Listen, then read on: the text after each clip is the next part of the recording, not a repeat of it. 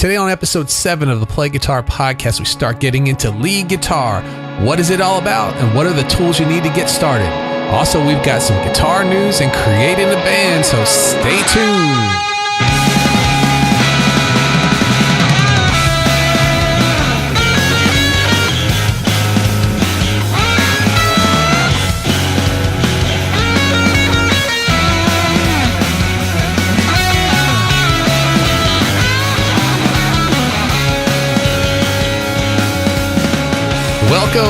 Welcome to episode 7 of the Play Guitar podcast. I'm Lee, and this is the podcast that's determined to make you a better guitar player. No matter if you're just starting out or if you've been playing for years, this is the show that'll help you become the guitarist you always wanted to be. On today's episode, titled Getting Into Lead Guitar, I'm going to do an overview of what playing lead guitar really is and the tools you need to be successful at lead guitar. It's something that takes some effort to be able to do, but once you get a handle on it, the rewards are huge. But before that, I just want to quickly give thanks to some listeners who had some great questions and some reviews this week. Thank you so much to Tony L. and Boazim Dezuzu for leaving great reviews on iTunes this week. I really appreciate it. These reviews in iTunes so early on, I'm just on episode 7 now, can really help get a podcast started. And if you can, please leave a review as well. It's real easy to do. Just head over to my page, playguitarpodcast.com, and click the blue button that says subscribe in iTunes. That takes you to my iTunes preview page. And from there, you just click on the other little blue button that says view in iTunes. That opens your player right up. You can subscribe, leave a review if you want. It's really simple. It's also great getting questions and comments from a lot of you this week. People like C. Freeman, Benderman, Louis Burdett, Perry Nardone. Remember, if you have any questions or comments, you can always leave a comment on the show notes page. And this week, it's playguitarpodcast.com/007. Or you can get in touch with me on Twitter at playguitarpdcst. Okay, now let's get on to the main topic today. That is getting into lead guitar.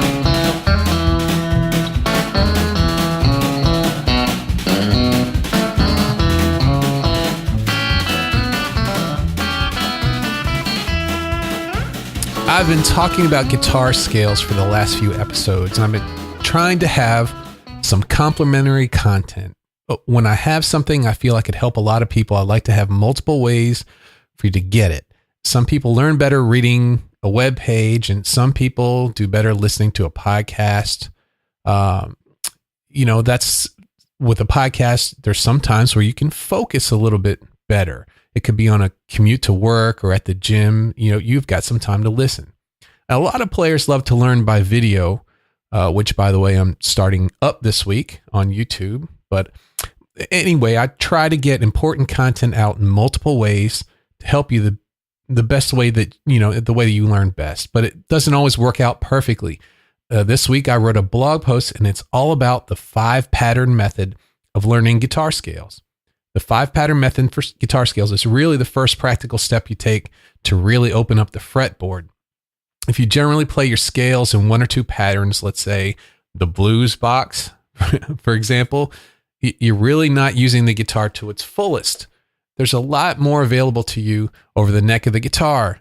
If you want to know, look at the frets on your guitar. If they're all worn down in one area, I might be talking about you right now.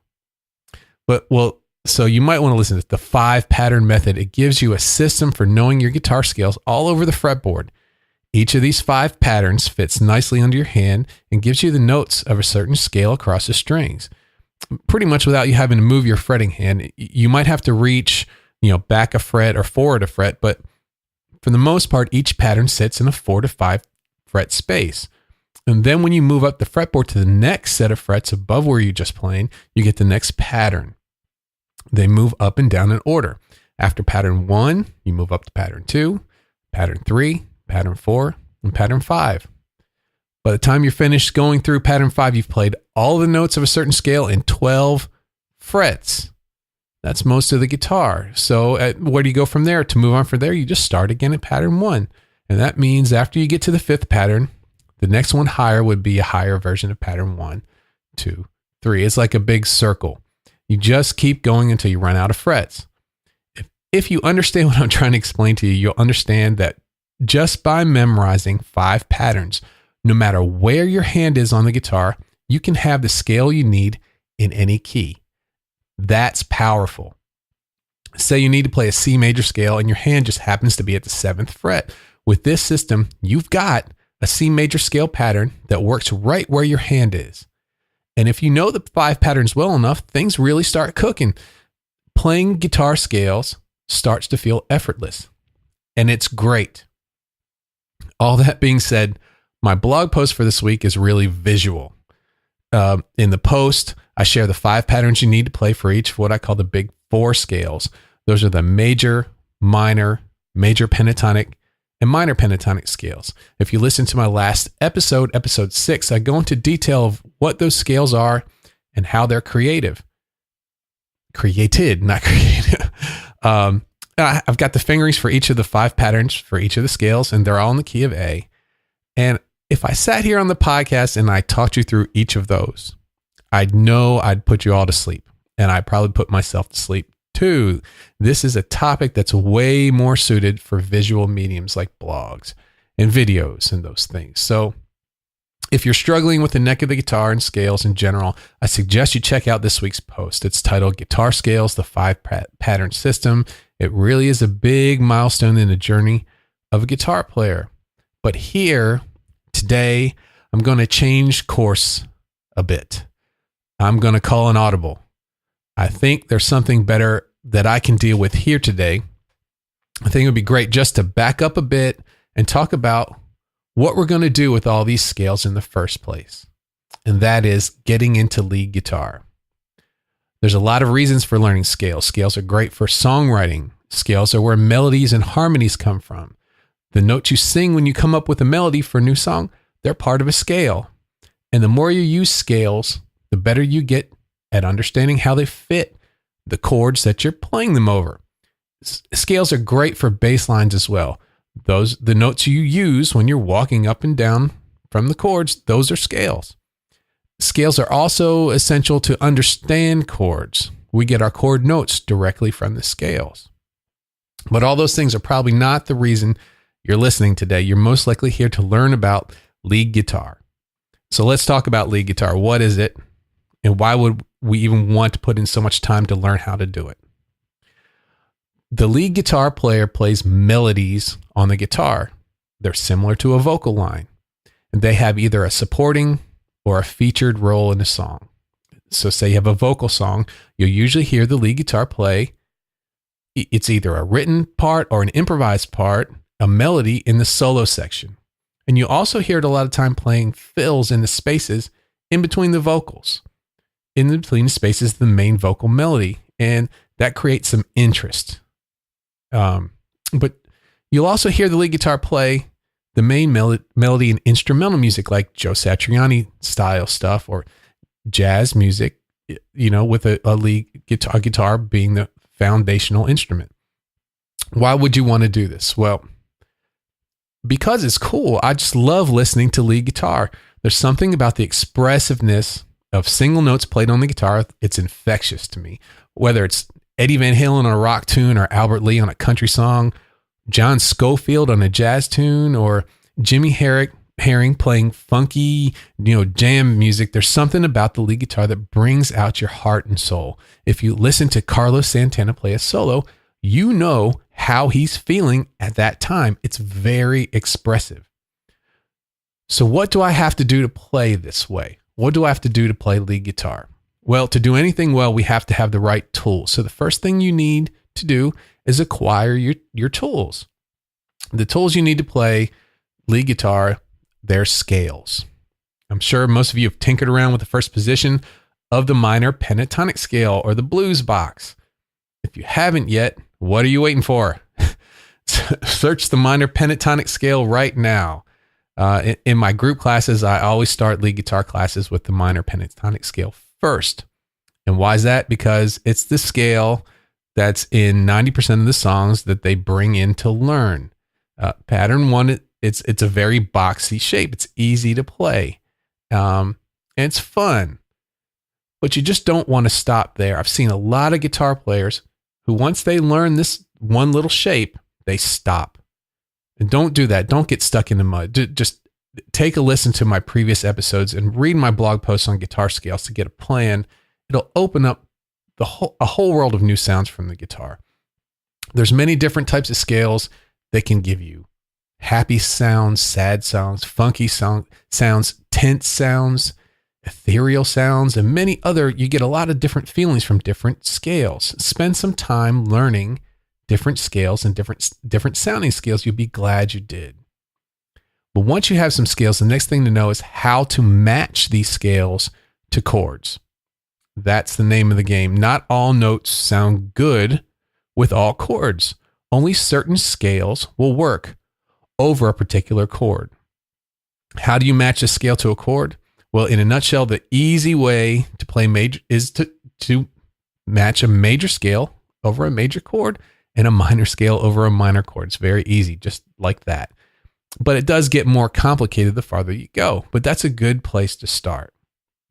That's not all, though. You need to know the strong notes of both the chord and the scale. The strongest note of a chord is called the root. And the strongest note of a scale, that's called the tonic. These have to be matched to the chord. So say you had a C major chord and you wanted to find a scale to play over that. Well, the root of the C major chord is a C. So you would need a major scale whose tonic note is a C to match them together. A lot of people get the words root and tonic mixed up because they're so similar. They perform the same function. They're the strong note. You hear a lot of players call the strongest note of both the chord and scale the root note, and that's okay. Just know that they mean the tonic note when they say the root of a scale. In any case, you need to know the strongest note of a chord and scale to match them together. At that point, you've got a set of notes to use that sounds really nice. At this point in time, it's time to start improvising. Improvising is just making melodies up on the fly, taking the notes of the scale and arranging them in a way that sounds good to you. Think of improvising as making phrases or sentences.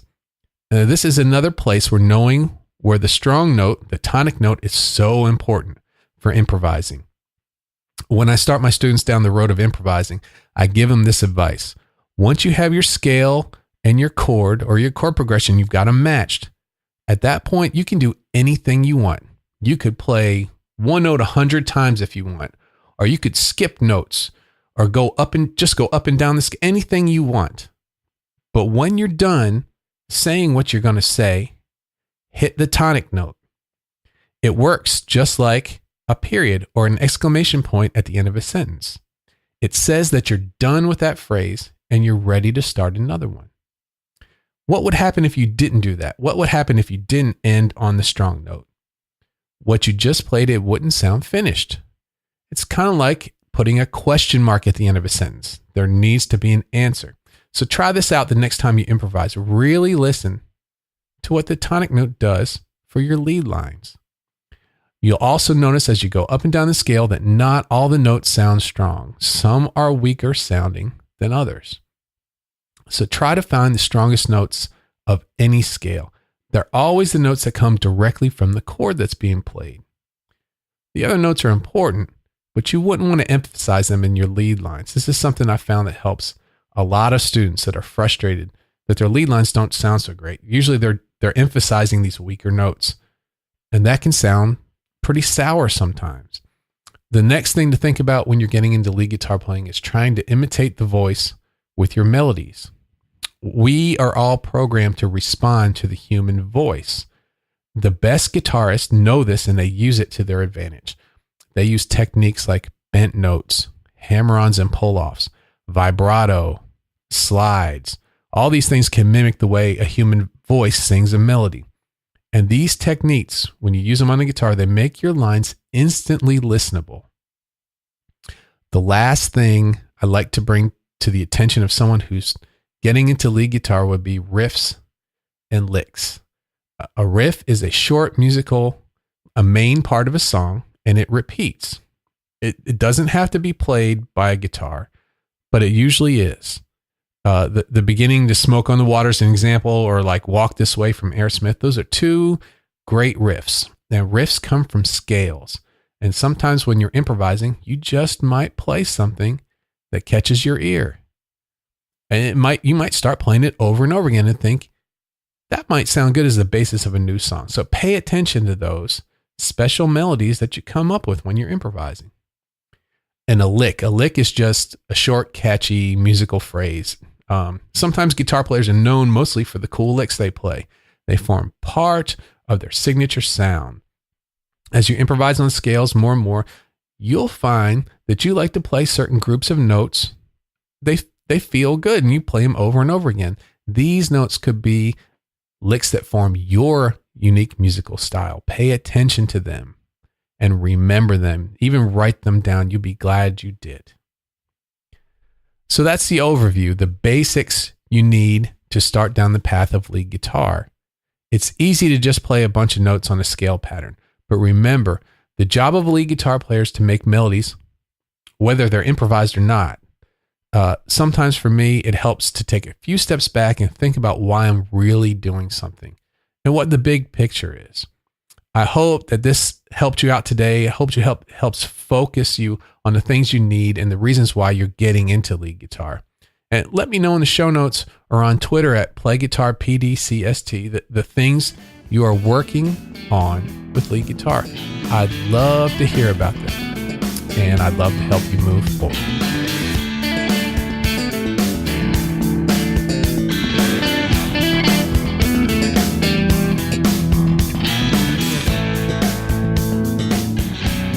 Okay, this is Guitar News. This is my weekly timed report on the wonderful and wacky world of guitar players. I've searched high and low on the internet to bring you all this interesting, insightful guitar. Actually, I didn't. I just went to Guitar World and musicradar.com, and I want to thank both of them for putting out the good guitar news today. We've got 3 articles today. This first one comes from Guitar World, and it says Nels Cline, Bill Frisell, John Scofield, and others announce a John Abercrombie tribute show. It's going to be on March 25th, and tickets are available now. Guitarist John Abercrombie rose to prominence in the mid-'70s, and he made exceptional music as he grew and explored, honing his 6-string approach through the decades. He died last August at age 72. He had just released Up and Coming, which was his final album. On March 26th, we have a host of master musicians, including Nels Cline. Who else do we got here? We got Joey Barron on drums, Randy Brecker on trumpet, Mark Copeland on piano, Jack DeJohnette on drums, Elaine Elias on piano, Peter Erskine on drums. Mark Feldman, Bill Frisell, Drew Gress, Mark Johnson, Dave Liebman. Let's see who else. Joe Lovano, Thomas Morgan, Adam Nussbaum, John Scofield, and Ralph Towner. They have a great video song called Timeless. John did with Jan Hammer. NPR put it, Abercrombie was an intrepid and deeply lyrical guitarist who made a formative contribution to jazz rock before refining a judicious, poetic iteration of post-bop. That was a sentence right there, wasn't it? So if you're in the New York City area, it's going to be at Roulette, and it's going to be on March 26th. That would be awesome. I wish I could be there. Okay, let's move on to the next. This is also from Guitar World, and this is another show. Peter Frampton, Steve Miller Band announce a dual U.S. summer tour. It will run from mid-June all the way through late August. Let's see here. They'll take the band across the United States, and it's the follow-up to their most recent co-headlining jaunt, which took place last summer. Tickets are set to go on sale this February 16th. So if you're in the United States, and I'm looking through, they're hitting everything. Let's see, they're going to Chicago, Pennsylvania, Maryland, all over the United States. So that's going to be a great show. It says music is ethereal. It moves back and forth between the past and the future. Says Miller in a statement about the tour, "I'm very excited to announce that 2018 is our 50th anniversary of recording and touring together as the Steve Miller Band, and we plan to travel between the psychedelic 60s through the future with a vengeance." That's going to be a great show. I think I might have to check it out. And the last bit of guitar news we've got comes from Music Radar, and it says Judas Priest Glenn Tipton has been diagnosed with Parkinson's disease. He's going to be replaced by their producer, Andy Sneps, on the forthcoming tour. Let's see here. It says, according to a post on their group's website, Tipton had been living with the early stages of the disease for 10 years, but its progression has forced him to sit out. But he says he wants everyone to know that it's vital that the Judas Priest tour goes ahead, and I'm not leaving the band. So, Glenn, we're sad to hear that, but we hope you do get to come out and play every once in a while. I remember first time I saw Glenn Tipton play, it was at the Spectrum in Philadelphia. Great show and great guitar player. So we're sad to hear that, but we're glad that he's doing okay. And that's been guitar news. So hold on just a second now. We're going to have one more episode of Creating the Band.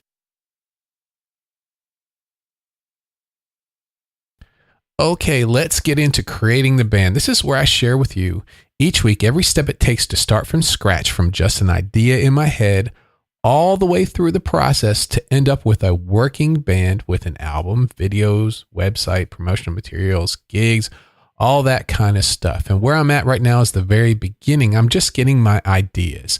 I'm collecting 10 short ideas to start with. And once I have the 10 ideas, that's going to give me kind of the vibe of what I'm creating. And then I'm going to flesh each song out one by one.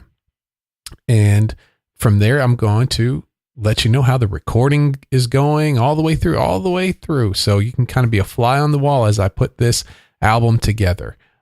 Today, I've got my 8th idea, and this is a little bit that I made, and I've been listening to a lot of John Scofield lately, and this is something I came up with. It kind of blurs the line between like funk guitar and jazz guitar.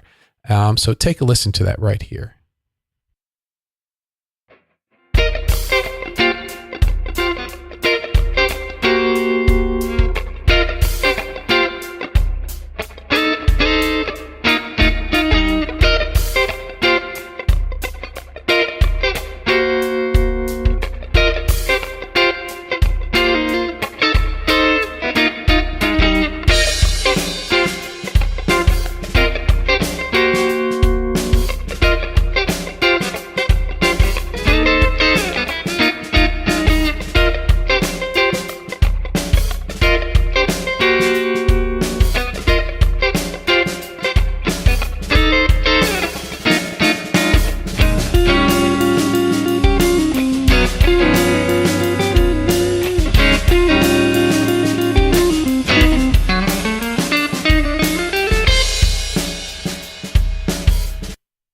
So what'd you think? I'm still working on that one. I like it though. It's got a nice little groove to it. I think I could do a lot with it.